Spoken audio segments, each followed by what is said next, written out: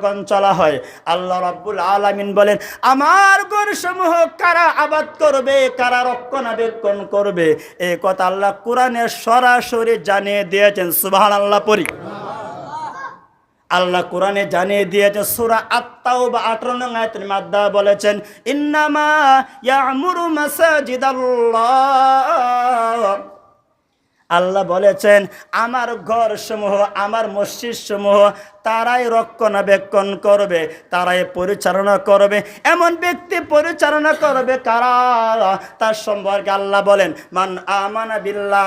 মসজিদের দায়িত্ব যারা পালন করবে তার মধ্যে সর্বনিম্ন 6টি গুণ থাকতে হবে। কয়টি গুণ?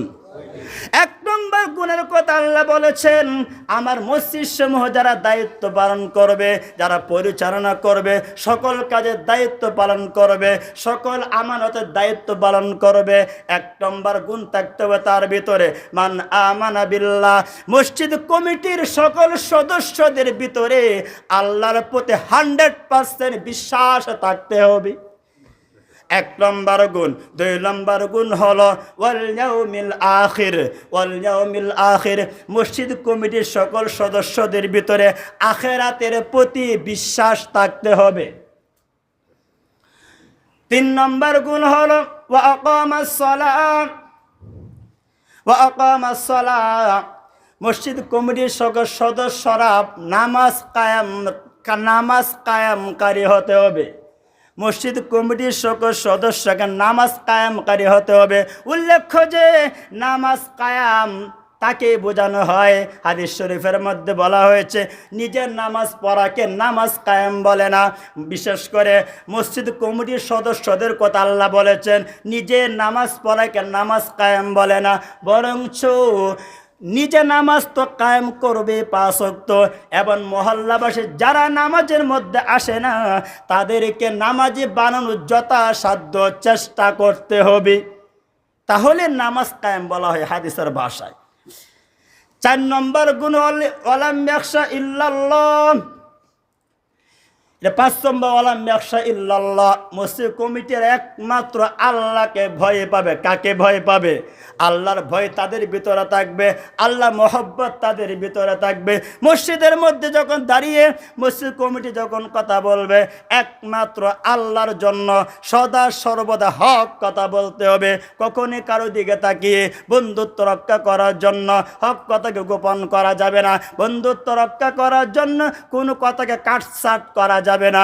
যে ব্যক্তি এই কথা কাজ করবে, ওই ব্যক্তি কখনোই মসজিদ কমিটির সদস্য বলে যোগ্যতা হিসাবে তার বিবেচিত হবে না। 6 নম্বর গুণ হলো, মসজিদ কমিটির মধ্যে 6 নম্বর গুণ থাকতে হবে।